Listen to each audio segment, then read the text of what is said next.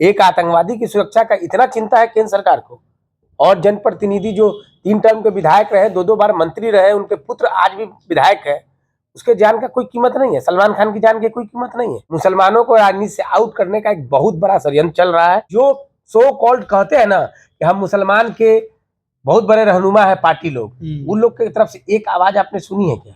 आप शराबबंदी के फेल्योर है, कंप्लीट फेल्योर, कितनी जाने गई हैं अभी तक जब से ये सरकार बंदी लगाई है। नीतीश कुमार पता नहीं किस ईगो में है, समझ में नहीं आ रहा। वही नीतीश कुमार था जो एक रेल दुर्घटना पर अपने मंत्री पद से इस्तीफा देते थे। आज वही नीतीश कुमार है जो 100 को की जान खाने के बाद भी कहते हैं कि कुछ नहीं फर्क पड़ रहा है। प्रशांत किशोर तो बोले हैं कि हमारी सरकार बनेगी तो 1 घंटे में शराबबंदी को खत्म कर देंगे। हम भी बोल सकते हैं कि एक दिन में हम पाकिस्तानी को उड़ा देंगे, चाइना पाकिस्तान दोनों को, हमको प्रधानमंत्री बना दीजिए। राज सिंह ओवैसी सब सेम ही है। देश का राष्ट्रपति हिंदू है, देश का प्रधानमंत्री हिंदू है, देश का गृह मंत्री हिंदू। अभी भी स्वाभिमान हिंदू का खतरे में। ये हिंदू को बरगलाया जा रहा है, ठगा जा रहा है। कहां स्वाभिमान खतरे में है? कौन से स्टेट का मुसलमान मुख्यमंत्री है कश्मीर छोड़ के? सब तो हिंदू ही है। यहाँ बिहार में है कि बस मुसलमान मतलब आरजेडी।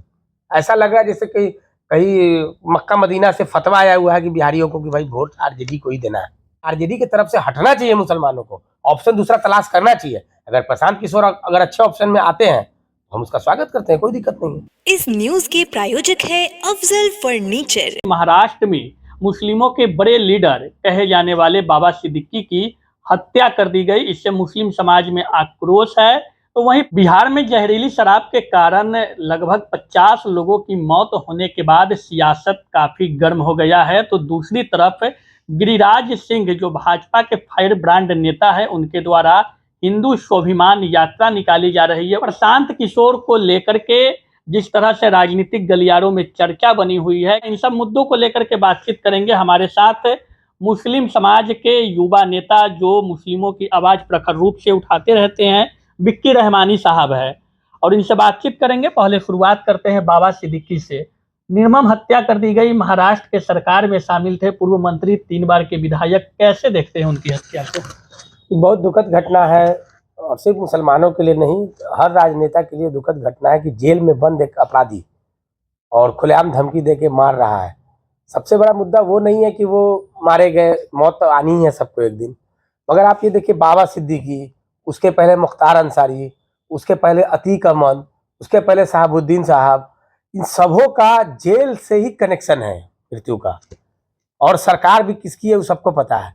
अभी लॉरेंस बिश्नोई जो है वो गुजरात के जेल में बंद है, साबरमती जेल में, और उनको रिमांड पर मुंबई पुलिस पिछले 1 महीने से मांग रही थी, और केंद्र सरकार द्वारा उसको रिमांड पर नहीं, उसकी सुरक्षा को खतरा है। एक आतंकवादी की सुरक्षा का इतना चिंता है केंद्र सरकार को, और जनप्रतिनिधि जो 3 टर्म के विधायक रहे, 2-2 बार मंत्री रहे, उनके पुत्र आज भी विधायक है, उसके जान का कोई कीमत नहीं है। सलमान खान की जान की कोई कीमत नहीं है। तो ये तो विषय है जांच का, मगर जांच कौन करे? सैया भैल कोतवाल अब डर काहे का? केंद्र सरकार द्वारा रची हुई साजिश है। एक नया दाऊद इब्राहिम बनाने की प्रचलन चल रही है लॉरेंस बिश्नोई के रूप में सरकार का। उसके ऊपर मेरा मानना है कि उसके ऊपर हाथ है, सरकार का संरक्षण है, केंद्र सरकार का संरक्षण है लॉरेंस बिश्नोई। बिल्कुल। एक बड़ा आरोप आप लगा रहे हैं सरकार पे। वही जो सिद्धू मूसेवाला पर गाली दे रहा था बिश्नोई को, आज वो बहुत हंस रहा है अंदर अंदर, अच्छा मियाँ के मार दिया है। ये मानसिकता बदलना होगा। अपराधी किसी जात का नहीं होता है, अपराधी अपराधी है। ये सब सोची समझी साजिश है। मुसलमानों को राजनीति से आउट करने का एक बहुत बड़ा षड्यंत्र चल रहा है, और उससे अफसोसनाक बात है कि जो सो कॉल्ड कहते हैं ना कि हम मुसलमान के बहुत बड़े रहनुमा है पार्टी लोग, उन लोग की तरफ से एक आवाज आपने सुनी है क्या? नहीं सुनी होगी आपने, और ना सुनी है ना सुनेंगे, क्योंकि उसको पता है कि मुसलमान वोटर जो है बेवकूफ वोटर है, घूम फिर के हम ही को वोट देगा। चाहे हम उसके लिए करे ना करे, भाजपा का डर दिखाओ और वोट ले लो, बस यही है और कुछ नहीं है। वो हर जगह है, सिर्फ बिहार में है नहीं, बिहार में कुछ ज्यादा ही है। आप यूपी में देख लीजिए ना, यूपी में मुसलमान ने एक ट्रैक होकर समाजवादी को पार्टी को वोट दिया तो 37 सीट जीत गए बीजेपी से ज्यादा, और वहां भी बट रहे थे तो गड़बड़ा रहे थे। दिल्ली में आम आदमी पार्टी को वोट देता है। यहाँ बिहार में है कि बस मुसलमान मतलब आरजेडी। ऐसा लग रहा है जैसे कहीं मक्का मदीना से फतवा आया हुआ है कि बिहारियों को कि भाई वोट आरजेडी को ही देना है। आप एक बात बताइए, राजपूत हर पार्टी में है नेता, भूमियार हर पार्टी में है नेता, कुर्मी हर पार्टी में है नेता, यादव हर पार्टी में है नेता, मगर मुसलमान का कोई पार्टी नहीं है, बस आरजेडी। ये क्यों? इसलिए उन लोग की हर जगह पूछे, राजपूत का हर पार्टी में पूछे, भूमियार का हर पार्टी में। मुसलमान टेकन फॉर ग्रांटेड है, हर हाल में आपको आरजेडी के साथ ही रहेगा। आप वोट दीजिए न दीजिए, आप उसका काम कीजिए न कीजिए, मुसलमान आरजेडी के साथ चिपका हुआ है। और जब तक ये हटेगा नहीं, बिहार में मुसलमानों की हालात में सुधार नहीं होगा। अच्छा, बिहार में जहरीली शराब के कारण तकरीबन 50 से अधिक लोगों की मौत हो गई। सियासत गर्म है, लगातार शराबबंदी के दावे किए जाते हैं, शराब की खेप पकड़ी जाती है। और 2016 के बाद से जितने भी दावे किए गए, जमीनी स्तर पे जिस प्रकार से सरकार दावे करती है और जिस प्रकार से घटनाएं हो रही है, कैसे देख रहे हैं इसको? देखिए, मुझे तो लगता है कि नीतीश कुमार अपने ईगो में है बहुत बड़े, उनको अब शराबबंदी बंद कर देना चाहिए, हटा देना चाहिए शराबबंदी। क्योंकि शराबबंदी के पाबंदी के वजह से ही लोग जहर पी रहे हैं, या बहुत सारा बच्चे लोग को दे रहे, स्मैक गांजा क्या क्या आ गया सब पी रहे हैं। आप उसको एक क्राइटेरिया वाइज कर सकते हैं, लिमिटेड कर सकते हैं, या कुछ भी इस तरह का बनाइए। आप शराबबंदी के फेल्योर है, कंप्लीट फेल्योर, कितनी जाने गई हैं अभी तक जब से ये सरकार बंदी लगाई है। नीतीश कुमार पता नहीं किस ईगो में है, समझ में नहीं आ रहा। वही नीतीश कुमार था जो एक रेल दुर्घटना पर अपने मंत्री पद से इस्तीफा देते थे। आज वही नीतीश कुमार है जो 100 को की जान खाने के बाद भी कहते हैं कि कुछ नहीं फर्क पड़ रहा है, पिएंगे तो मरेंगे। तो गलत स्टेटमेंट है। आप देश से बैन कर दीजिए ना, अगर ये शराब खराब चीज है, और हम भी मानते हैं खराब चीज है। हम मुसलमानों में तो और खराब चीज इसको माना गया है, इसको हरामी कहा गया है। हम उसका समर्थन नहीं कर रहे हैं कि शराब चालू होना चाहिए, मगर आप उसको एक क्राइटेरिया में लाइए, एक सिस्टम में लाइए। आपका कुछ नहीं है, सीधे बंद करो और आराम से। हम तो वो भी दिन देखे हुए जो साइकिल पर चढ़ने का औकात नहीं था, वो स्कॉर्पियो पर चढ़ रहा है दारू का काम करके। और सबको पता है, किसको नहीं पता है? क्या बिना प्रशासन के मिली भगत से शराब खेप उतर जाएगा? शराबबंदी के मामले में कहीं ना कहीं नीतीश कुमार को सोचना चाहिए। शराबबंदी के बारे में नीतीश कुमार को पुनः विचार करना चाहिए, और एक क्राइटेरिया बेसिस पर कि हाँ, एक आधार कार्ड पर आपको हफ्ता में एक ही बोतल मिलेगा, या इस टाइप से कुछ एक बनाए। थिंक टैंक उनके पास है, मगर ये शराबबंदी को अब बंद कर देना चाहिए, इसलिए कि बहुत सारी जाने जा रही है जहर पीने की वजह से। और लोग पीने, जिसको आदत बन गया, जो पी सकता है वो पीता ही है।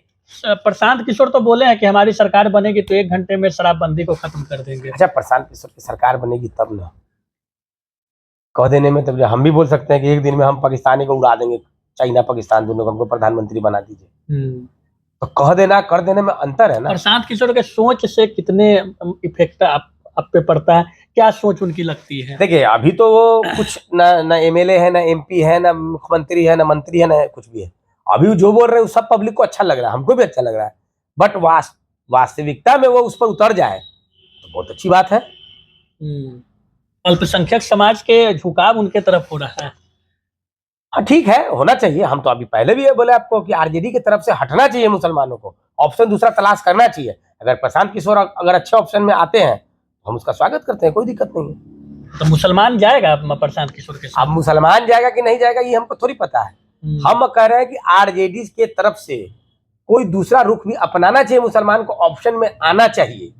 अब वो प्रशांत किशोर हो जाए, कांग्रेस हो जाए, कम्युनिस्ट हो जाए, हम उस पर नहीं जा रहे हैं, मगर आरजेडी मुसलमान को यूज कर रही है। इसका जीता जाता एग्जाम्पल आपको सामने शहाबुद्दीन साहब की फैमिली, अली असरफ फातमी की फैमिली है, अब्दुल बारी सिद्दीकी की फैमिली है। शहाबुद्दीन साहब तो चलिए दिवंगत हो गए, मगर फातमी साहब, चाहे इन लोगों को क्या राज्यसभा सब नहीं भेजा जा सकता है? मीसा भारती की सीट राज्यसभा भी वही लड़ेगी और लोकसभा भी वही लड़ेगी, रीतलाल क्यों नहीं लड़ सकता था?